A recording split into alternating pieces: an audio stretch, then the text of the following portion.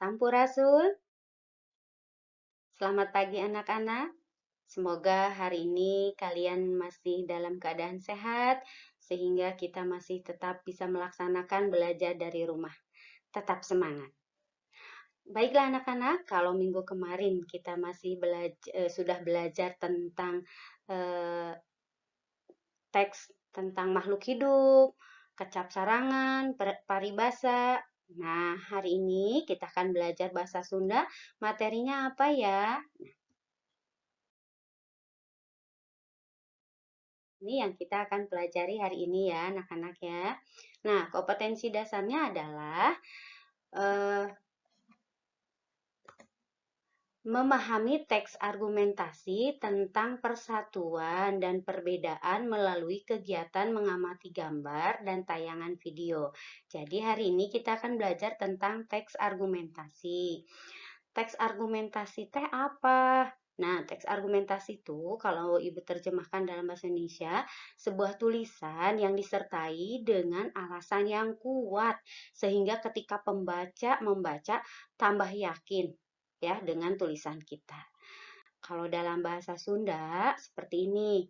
Jadi tulisan anu dirojong ku alesan anu kuat.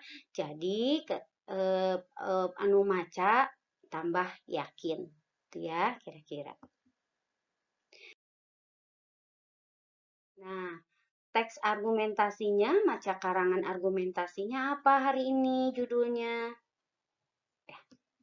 Ini ada gambar keluarga. Maka kita hari ini orang maca tentang program keluarga berencana. Ibu maca, hidup maca di bumi sasarengan. Supados bahasa Sundana oge tambih lancar. Bismillahirrohmanirrohim. Program keluarga berencana. Keamanan tur katentraman dina kahirupan sakumna warga masyarakat tangtu bisa ngawujud lamun kahirupan sakur kulawarga aya dina kaayaan ayem, tentrem, tur raharja. Kukituna karaharjaan kulawarga mangrupa modal utama pikeun numuwuhkeun karaharjaan dina kahirupan sakumna warga masyarakat. Nah, paragraf ini akan Ibu terjemahkan ke dalam bahasa Indonesia. Semoga membantu bagi semua yang tidak terlalu paham tentang bahasa Sunda. Jadi paragraf 1 itu kira-kira seperti ini. Program keluarga berencana. Keamanan serta ketentraman dalam kehidupan seluruh keluarga masyarakat tentu bisa terwujud kalau kehidupan seluruh keluarga ada dalam keadaan aman, damai, serta raharja, sejahtera. Oleh karena itu, kesejahteraan keluarga menjadi modal utama untuk menumbuhkan kesejahteraan dalam kehidupan seluruh warga masyarakat ya. Jadi modal utama masyarakat itu, keamanan masyarakat itu dari keluarga yang aman, damai serta sejahtera. Paragraf 2. Ini ada keluarga yang banyak nih. Ya. Paragraf 2. Hayu orang baca sasarengan. Pamanggih kolot baheula nu nyindekeun yen kulawarga anu loba anakna bakal loba rezekina geus teu bisa tumarep sagemblengna dina kahirupan zaman kiwari. Lantaran kulawarga nu loba anak teh tangtu leuwih gede tanggung jawabna dina nyumponan pangabutuh tibatan kulawarga nu saeutik anu anakna saeutik. Artinya bahwa pendapat orang tua dulu yang mengatakan keluarga yang mempunyai anak banyak akan banyak rezekinya sudah tidak cocok dalam kehidupan sekarang. Sebab keluarga yang banyak tentu lebih banyak tanggung jawabnya dalam memenuhi kebutuhan daripada keluarga yang anaknya sedikit, ya. Kalau tadi modal tentang masyarakat yang tentram itu adalah dari keluarga yang aman, damai, dan sejahtera. Paragraf kedua tentang bahwa pendapat orang tua zaman dahulu mengatakan bahwa banyak anak, banyak rezeki ternyata sudah tidak relevan, sudah tidak cocok. Karena semakin banyak anak, semakin banyak tanggung jawab yang harus tercukupi. Seperti itu ya, paragraf 2. Paragraf 3.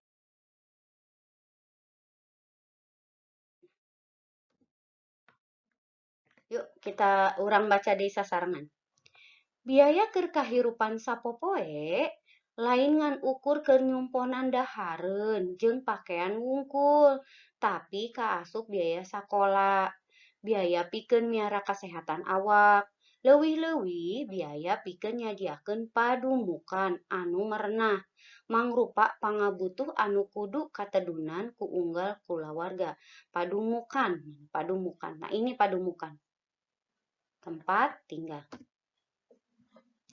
Jadi kalau diterjemahkan ke dalam bahasa Indonesia, biaya kehidupan sehari-hari bukan hanya untuk mencukupi makanan, jeung pakaian saja, tapi termasuk biaya sekolah, biaya untuk memelihara kesehatan badan, terlebih biaya untuk menyediakan tempat tinggal yang cocok, merupakan kebutuhan yang harus dipenuhi oleh setiap keluarga.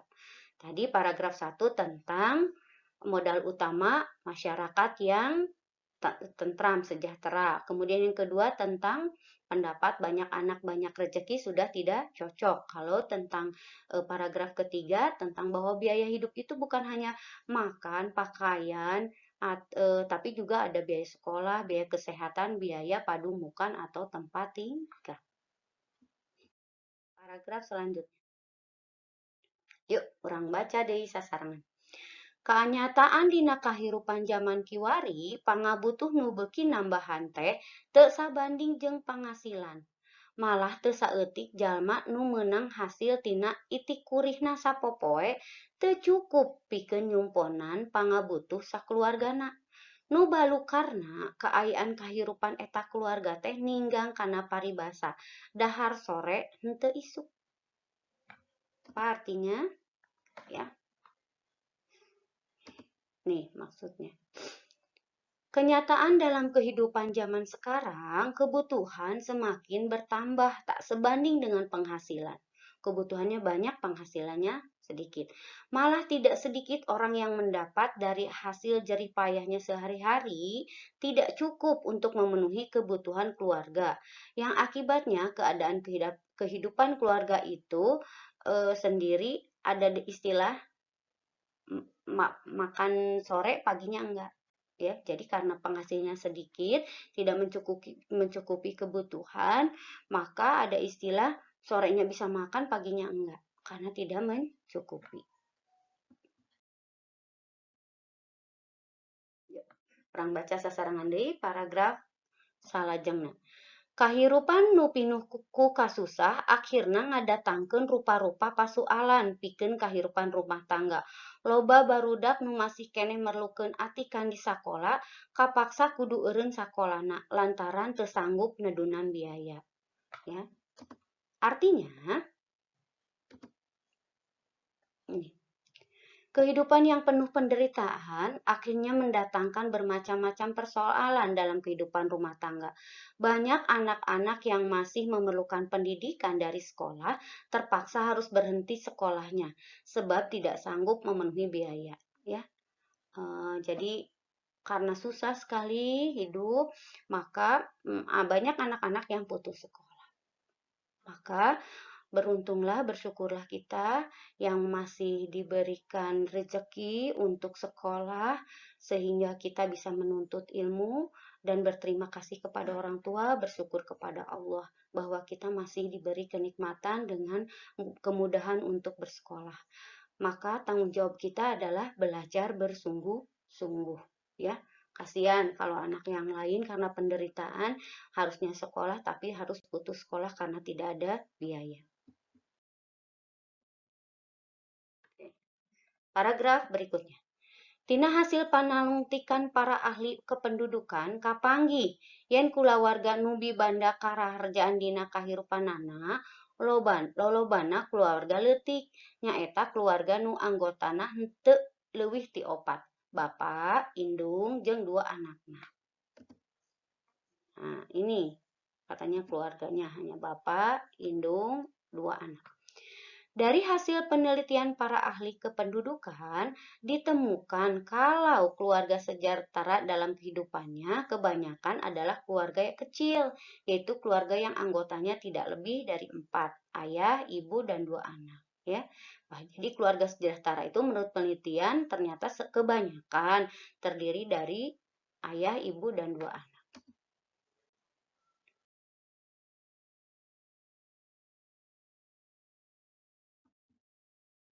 Yuk orang baca deh. Dumasar kana hasil panalungtikan turgeus katingali buktina dina kahirupan masyarakat, pamarentah ngalaksanakeun tarekah nu disebut program keluarga berencana. Nyaeta tarekah pikeun ngawujudkeun keluarga anu raharja ku cara ngawatesan lobana anak nu dilahirkeun di tiap kulawarga, sangkan henteu leuwih ti 2. Sahenteuna ari anakna saeutik mah pangabutuh kulawarga teh tangtu bakal kacumponan sakumaha kuduna. Ya. Ini dicutat tina Panungtun Basa Yudhistira. Jadi ini teks ini diambil dari Panungtun Basa karang terbitan Yudhistira. Panungtun Basa terbitan Yudhistira. Dicutat diambil ya dari ini. Jadi katanya keluarga berencana itu keluarga yang kecil. Berdasarkan hasil penelitian serta bukti kehidupan masyarakat, pemerintah akhirnya melaksanakan usaha yang disebut program keluarga berencana, yaitu usaha untuk mewujudkan keluarga sejahtera. Dengan keluarga sejahtera itu bagaimana? Dengan cara membatasi banyaknya anak yang dilahirkan di setiap keluarga, supaya tidak lebih dari 2. Setidaknya kalau anaknya sedikit, kebutuhan keluarga tentu akan tercukupi sesuai kebutuhan, gitu ya. Jadi keluarga berencana itu katanya keluarga kecil yang anaknya hanya 2 saja dibatasi begitu ya. Seperti itu. Alhamdulillah anak-anak teks argumentasinya sudah kita baca. Nah, untuk selanjutnya, Ibu akan memberikan tugas pertanyaan bacaan. Kalian harus menjawabnya. Untuk menjawabnya, lihat dari mana? Lihat dari bacaan tadi, ya. Bagaimana cara menulisnya? Kalian tulis dulu pertanyaannya, jawabannya di bawah. Seperti biasa, kalian fotokan, kirim ke classroom.